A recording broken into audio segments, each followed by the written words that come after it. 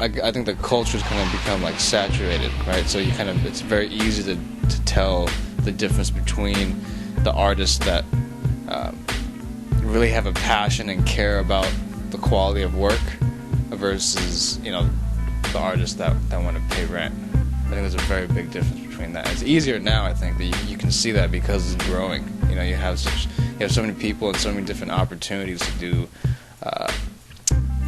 to kind of showcase the work that looks good in the sense of, it kind of opens up doors as far as like people's perceptions of art, as long as whatever happens in the media is focused that way.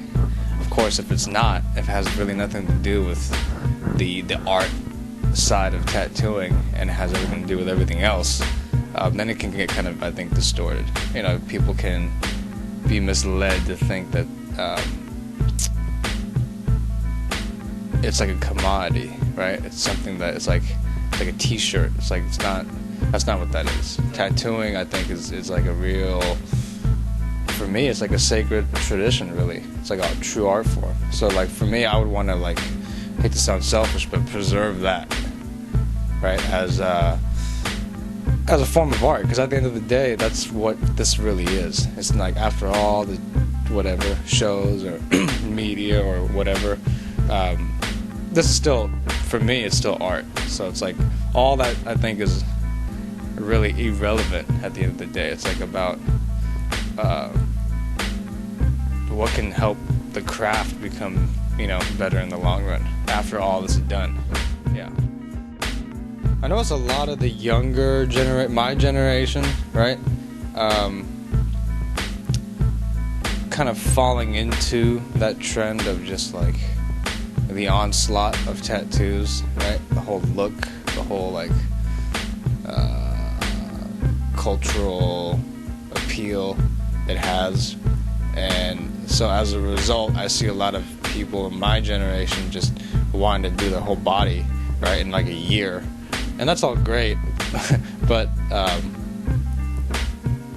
think it comes from a place that's like unstable and a little insecure, right, versus like the more matured collector, so to speak, who's been thinking about tattoos or a tattoo idea for the past 12 years, right? Who've been thinking about something that's been ingrained in their brain, and it's really a collection of art for them. So it's not the same as like, the kid that just saw a TV show last night, right? So, and as far as trends, like that's kind of the I see what's kind of going on out in Europe. I think Black and Gray is starting to develop a really strong momentum over just like the tattoo culture in general. Especially, for the fact that you have, I think, some of the greatest artists here in California doing Black and Gray.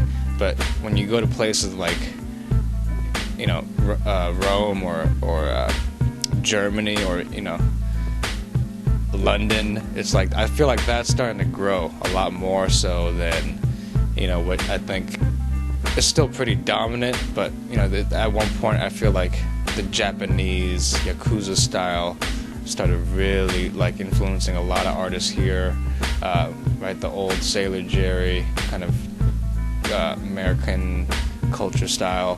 I feel like Black and Gray now is really starting to grow in the way that those things do, which is awesome.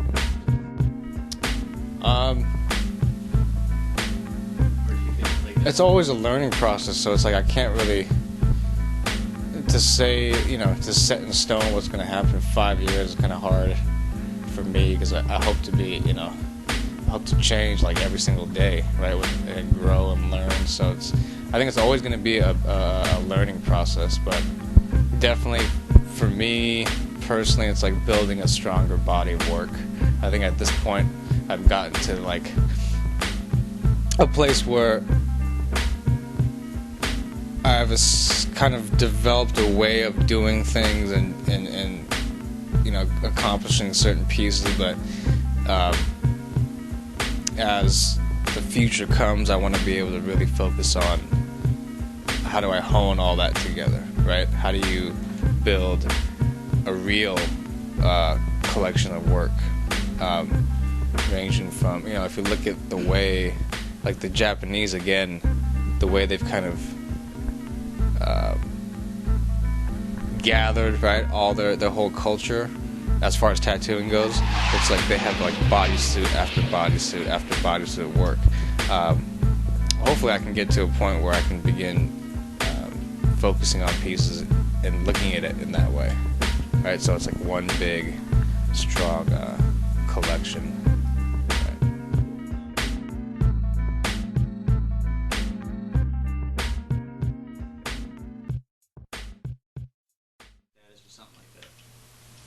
I'm terrible at those, bro. Alright, you don't need to. Yo. Okay, I'm here with Big J. you don't need to do that. Don't do that.